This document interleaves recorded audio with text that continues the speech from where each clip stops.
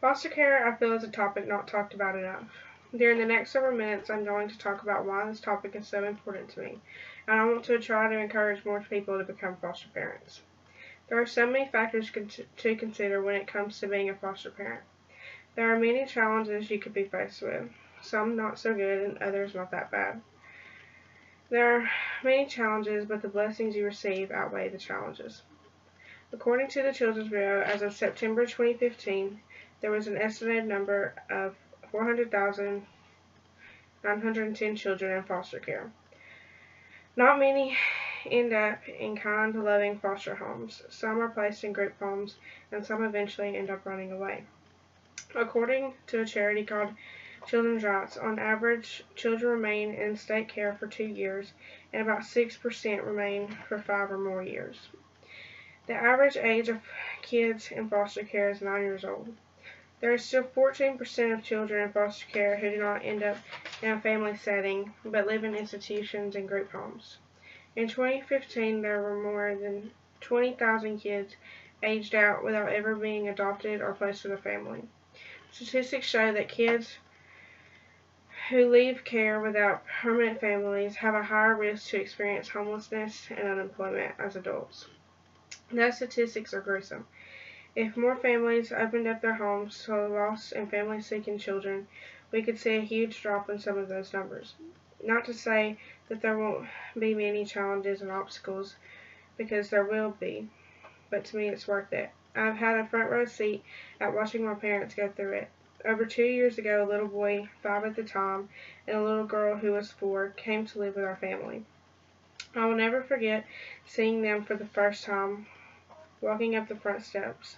The smile on their face when they saw us made me think everything is going to be okay. These kids have been through so much and seen so much. For a long time they struggled with it. They still think about it sometimes. Both of their parents were on drugs and still are, and were abusive to each other. And most would think, hey, they're 4 and 5 years old, they couldn't possibly understand what is going on. But they do, and it eats them and fills themselves with all these questions that are hard and almost impossible to answer.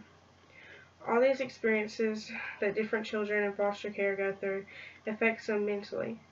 The Committee on Early Childhood Adoption and Dependent Care says that most children enter foster care during their early years when brain growth is most active. During this important stage of brain growth, these children are suffering from abuse and neglect, which could affect them for the rest of their lives. For the little boy that's with us, his problem was anger.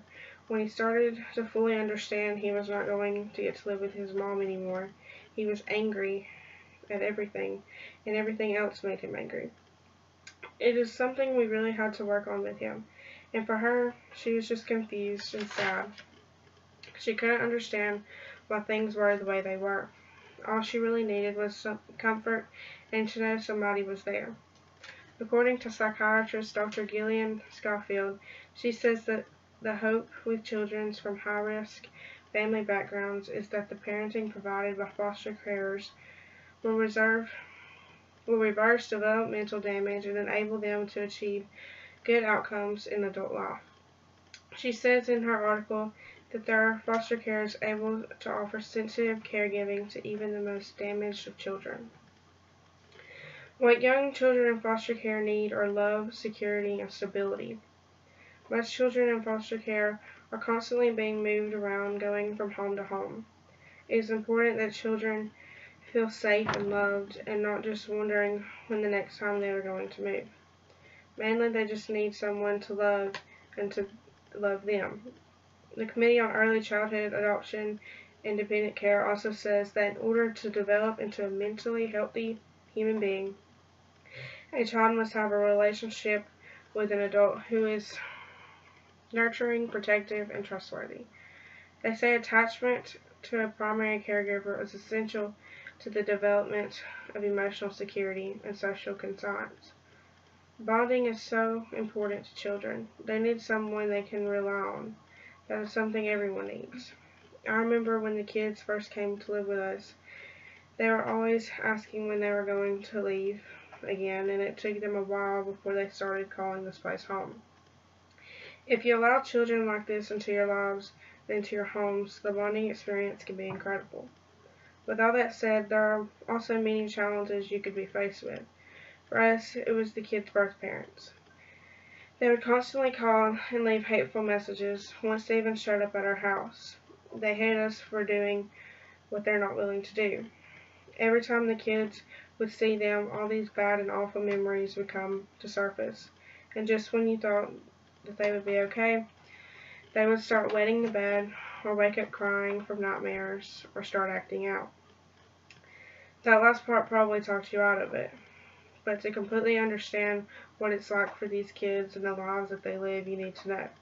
Yeah, some of those things are awful and can sometimes be a lot to deal with, but at the end of the day, they need us, and honestly, we need them. They are my brother and sister, and I wouldn't trade that for the world.